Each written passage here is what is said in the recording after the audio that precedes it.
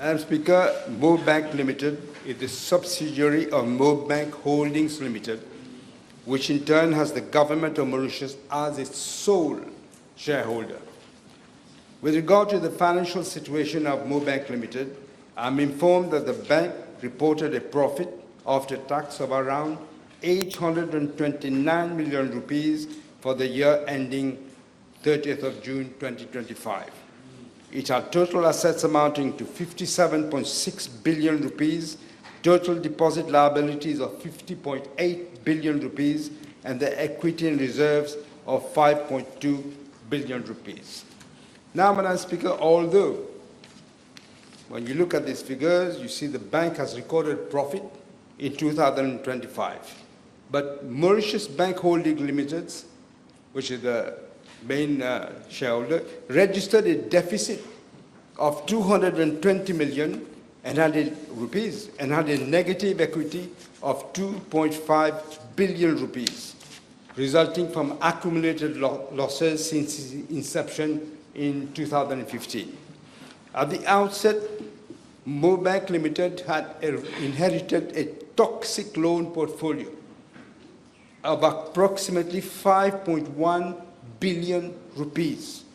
In 2018, this was transferred to a sister company owned by MauBank Holdings Limited, namely EAMC Limited. This carve-out allowed MauBank Limited to show to the public a clean balance sheet with profits by removing the non-performing assets. Over the years, MauBank Limited became a den of corruption, a den, Madam Speaker, and mismanagement, resulting in the paradoxical situation of negative equity in the MauBank Holdings Limited. Let me give you a concrete example, Madam Speaker. Various loans amounting to a total of 675 billion rupees. I hope you're listening, Leader of the Opposition.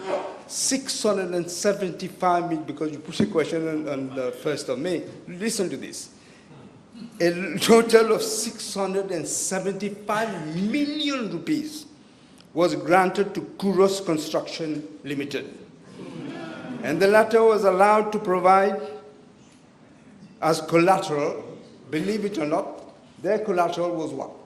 A state land given by the government at Beno.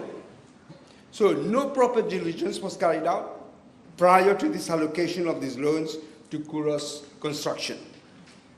Hence, such an astronomical loan was granted by the bank against state-owned assets without any personal collateral whatsoever from the owner or owners. All this was allowed by the duo Premchand Mungar and Vishuene Vydelingum. Today people are saying, why has it been removed? Listen to this. Today Kuros still owes. They borrowed 675 million rupees. How much do you think they still owe? 675 million rupees. In other words, they paid nothing. No collaterals, and they paid nothing. And now they're in default with MauBank Limited. This is the type of largesse which was common under the former regime of the MauBank Limited. And we all know who was pulling the strings from behind, considering the nexus between Kuros and the former finance minister, Padiachi. With regard to part A of the question, I'm informed that no funds have been transferred by MauBank Limited to the consolidated fund during the current financial year. On the contrary, Madam Speaker, it was government that injected 4.1 billion rupees into MauBank Holdings Limited since its inception in 2015 up to November 2024. In addition, MauBank Holdings Limited had to contract a loan of $100 million from the African Development Bank to enable the bank to expand its loan to the SME sector. Furthermore, an additional amount of 1.1 billion rupees has been injected into MauBank Holdings Limited during this fiscal year to allow it to meet its debt obligations towards the African Development Bank Limited, where it borrowed the money before the elections. With regard to Part B of the question, I'm informed that MauBank Limited did not contractually any loans. All the borrowings were contracted, as I said earlier, by the holding company, which is MauBank Holdings Limited.